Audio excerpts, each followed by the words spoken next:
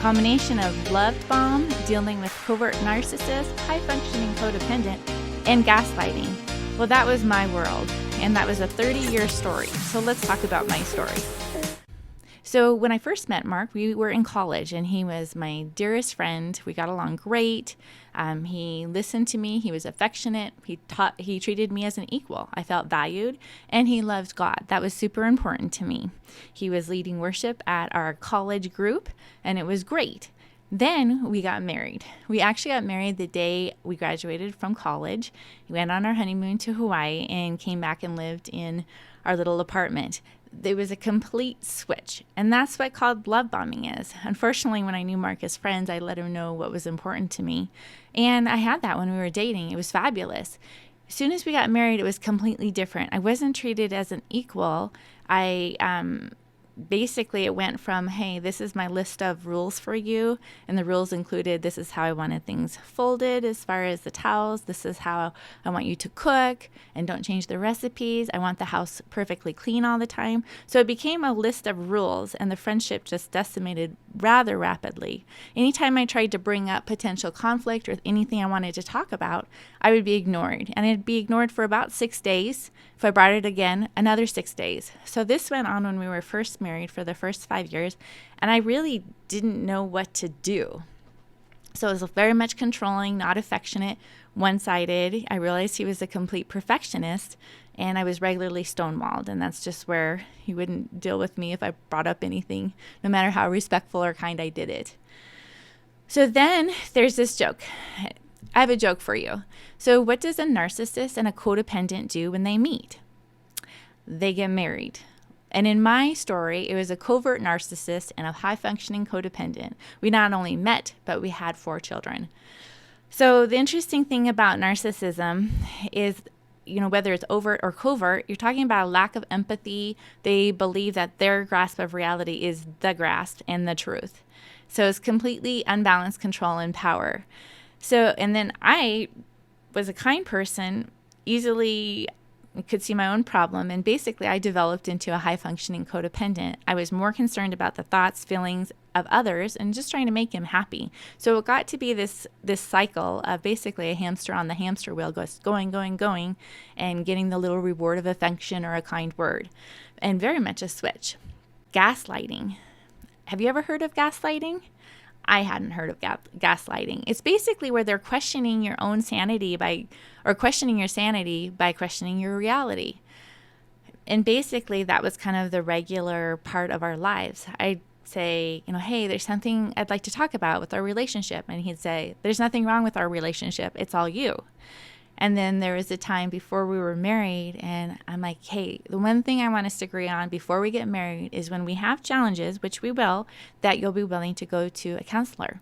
So when I brought this up a year into our marriage, he's like, I didn't say that. What are you talking about? And that was just another example of gaslighting, where they're just questioning your own sanity by questioning your reality. And that became a regular part of my world. The perfect storm happened after 5 years when we had our first child. So it was the postpartum of having my first child, getting on an antibiotic, which totally messed up my guts and did not help my mind.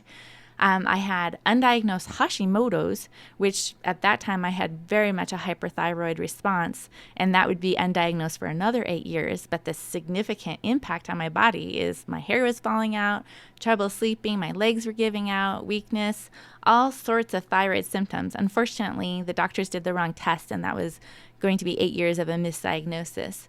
And then I had the horrible marriage on top of that, where I discovered a porn addiction, and it just kind of collided. Basically, I went into flight or fight mode, and I just stopped sleeping. I had all the burdens of taking care of a child who was colicky and not having any help, because that was my responsibility. My challenge, though, is I also couldn't verbalize to others what was going on in our relationship. I was of the mindset, you don't complain about your husband, and it wasn't good. So I wasn't thinking well, and I decided, gosh, I got to get away from this. So I'm going to visit my family in Oregon. That was after about a year of my daughter's birth, and just being in this cycle of not sleeping and just getting more Hashimoto's symptoms, and really it becoming quite the shit show. So I go to Oregon try to get some help from my family. Unfortunately, and this is not uncommon with like a narcissist, is he has a very beautiful demeanor. He's first of all, very good looking, but also very calm, very confident. And so here I was not sleeping and not thinking the best. And then I had the calm demeanor of my husband at the time saying that it was, I was the problem. I was making up problems in our relationship. None of that was true. So unfortunately, my family bought into this and collaborated and took my daughter away. And that was super, as you know, if any one of you have children, that is like the most devastating thing to ever happen. I was actually in rage. And so I actually flooded my aunt's bathroom. And so unfortunately, I was in the state of Oregon. And in that state, if you do something like that, you can either get a conviction, go to jail, or you get to be going to a psych ward. So I got institutionalized in a psych ward. That was my first time in a psych ward. And it sucked. So in the psych ward, it was awful in a lot of ways. There was, abuse going on. I ended up having a torn shoulder. The big thing there is they didn't care about the stresses of my marriage. They just wanted me on medication. The positive thing there is I did learn about the word self-care. And honestly, I hadn't really thought much about that. And it was very apparent that was not part of my life. So I was diagnosed as bipolar and put on Zyprexa. The wonderful thing about Zyprexa is I could finally sleep, and I needed that. The challenging thing is that also put me in a survival mode because it makes you so stinking tired. So in the psych ward, I tried to work on getting a divorce, and I was most of the way through it. And then unfortunately, my family, and this is not my immediate family, but more my relatives, collaborated, and Mark was able to get guardianship of me. And what that meant to me was, oh my goodness, if I try to get a divorce right now, I'm going to lose my daughter. And I did not want to lose my daughter. That was the only thing that mattered to me, is be able to care for her and take care of my daughter. So Mark looked like the saint and decided to come to the psych ward and pick me up and restore our relationship, quote unquote. And he let me know that I was lucky he was a Christian. So I just went into survival mode and just went with it. The one thing about bipolar, and there's two different forms of bipolar, but the one thing that was drilled into me, not only at the psych ward, but by my family, is don't get off the medication or it ruins your life and everyone else's life. Because I was definitely in a mania during my, after a year of this challenging situation and undiagnosed Hashimoto's. So I just had that like drilled into me. So Mark looked like the saint. I looked like the sinner, and I felt very ashamed. I had like that mental illness stamp on my face, and it didn't feel good. It was very hard. I felt very alone, and I believed this bipolar diagnosis for 15 years. The interesting thing is I started talking to people about mental illness within my Christian community just because I'm like, gosh, if it's happening to me, it says that the things that happen to us are pretty common to man. And as I started bringing it up, I realized, holy cow, a lot of us struggle with mental challenges. And I was glad that I started speaking up about that. So anyways, woohoo, have another 3 children. You think about, what is the logic of that? And I just won't even get into that right now. After I had 3 more kids, so we ended up having 3 girls and 1 boy, and I'm so thankful that we have those children. They're wonderful. But after that, the doctors actually took me off medication, and they were just like, you're not the typical bipolar. You don't have the highs and lows while you're on medication, and you're pretty level. And I was surprised. It's like, well, I thought you don't take people off bipolar medication. Anyways, they took me off, and I was fine. And after that, a few years after that, they thought I had thyroid cancer because I had a tumor on my thyroid. And surprise, they did the wrong test again and took out my thyroid and looked at it and were like, oh, you have Hashimoto's and you've had it for a while. So that's when I got my Hashimoto's diagnosis, and that made a lot more sense with the trials I had 5 years into our marriage. And so up until this point, I would say the first 5 years were a horrible bout in marriage.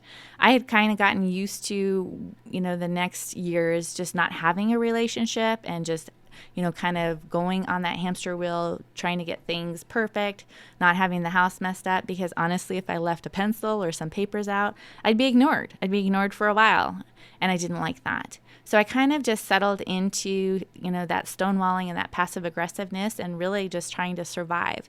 But I would say I was always on edge and always in fear, and that did not feel good. It's time to change the way you see yourself from God's perspective. Click the link below to get free affirmations and printable affirmations to support you in your Live Brighter journey. Then there was another 5-year bout of, I call it the bitterness spiral. And I would say, what do a highly disconnected and highly sensitive person do when they get together? And I would say that would be psych ward number 2. So what happened is we were coming out of church, and I asked Mark, I'm like, hey, what did you think of the sermon? Didn't think much of that. Well, anyways, he let that cause us 5 years bitterness, where the emotional and psychological abuse got worse and worse. And it was constantly, you're not good enough, can't keep the house clean enough, just not enough. And then I'm like, can't be thin enough, I'm not attracted to you. And I just kept trying harder and harder, which is my part of the problem. So anyways, 5 years into it, so I'm a highly sensitive person. I didn't know it at the time, but I could definitely feel like, oh my goodness, I feel this bitterness. But every time I ask him, he says, everything's fine. There's nothing wrong. Well, 5 years later, he's finally like, hey, yeah, there is something wrong. That comment you said, that is what made me mad. I've been bitter at you for 5 years. And I'm like, okay. And then I got blamed for it. It's like, and that's your fault. So even though I didn't even know about it, I got basically tortured for 5 years. And I didn't even know how to deal with that information. So just, again, struggled with sleeping and grinding my teeth. I cracked 3 teeth. Before that, I had about 2 fillings. That was it. And after that, I had 2 crowns, a cracked tooth. So that was not good. And basically, I'd been off medication for 5 years, but I just couldn't even, my mind could not understand how someone could say, I love you, and yet be totally fine with being bitter and torturing you for 5 years and then blaming you for it. My mind could not, I had that cognitive dissonance. I could not wrap my brain around it. So I stopped sleeping again. I had made the promise to Mark when I got off medication the first time that if I ever struggled, I would get back on medication. So unfortunately, I'm kind of reactive to medication. And so I had to go into a psych ward in order to get back on medication. So at the psych ward, this is what I was thinking of. Kind of an odd thing. But the definition of insane is doing the same thing and expecting different results. I had been consumed about false hope, and if I just loved him enough or whatever, I would just get him back to how we were when we were dating, and I had just adopted the fact that I was the problem. And I'm thinking about this cycle that I'm in and that it's not working for me. I realized that I loved God. I knew He loved me. I felt like, wrapping my mind around a possible divorce and being willing to change the dance to the point where, hey, if I have to do a divorce for my mental health in order to take care of the children, that I would do it, was a big mental obstacle I had to overcome. So that was a big deal. Got on lithium, and I'll just, again, I was at the psych ward. I got overdosed for a week and a half, which was a whole nother story. Had an anaphylactic reaction, but basically got on lithium, started to sleep, and that was a really great thing. At that point, though, I had an awakening. I'm like, I can't keep doing this because, first of all, I don't think I am the problem. Yes, I'm having mental challenges, but it's the stress of the marriage and not being enough and the constant criticism and the constant, those constant messages that I was not dealing well with. So I decided, gosh, I'm going to have to learn to speak up. I'm going to have to figure out, what is this that's going on because it's not working for me.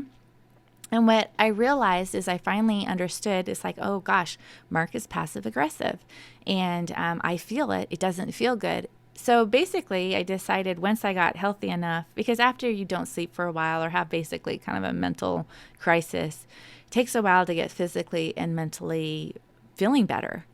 So I got myself feeling better and really opened my mind up to like, okay, God, I have believed beliefs that are not serving me, and I want you to teach me however you want to, and I'm here to listen. And as soon as I did that, like God just opened up the floodgate to information for me. And I learned about, gosh, I'm living in fear all the time. I'm in this passive aggressive stonewalling thing.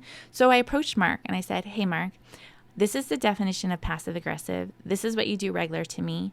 If you continue doing it, I'm going to divorce you, just like that. And that was a big shift. I mean, just to be able to speak my truth and understand that. So for the next 2 years, I basically spoke up and spoke the truth. I didn't care if I was going to get stonewalled or ignored. I'm like, hey, if I'm going down speaking truth clearly. This is when you do this is how I feel, and it doesn't feel good. Anyways, after 2 years of that, I realized that Mark had no ability to build bridges or connect. And I decided, like, I can't do this anymore. If I continue in this pattern, I'm going to be in the psych ward regularly and on medication. And I'm not willing to do that because I want to take care of our 4 children. It was a very, very tough decision that I knew would not be popular with my family or my friends or whomever. But I'm like, I've got to do this. I'm okay with this before God. And if I don't do it, I'm going to die. So I just chose to do it. What I learned, though, so I left. And then what I learned about a year later, he finally started going to a counselor. I'm like, what? So I don't know what I was thinking, but I'm like, I'll join him. I don't know why.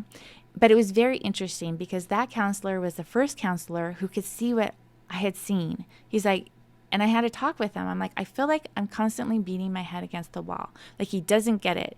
I called it the disconnect at the time, but he gave a term for it. He says, Tara, your husband is highly Aspergerish, and he's not connected with his heart, his emotions and his brain. They're completely disconnected.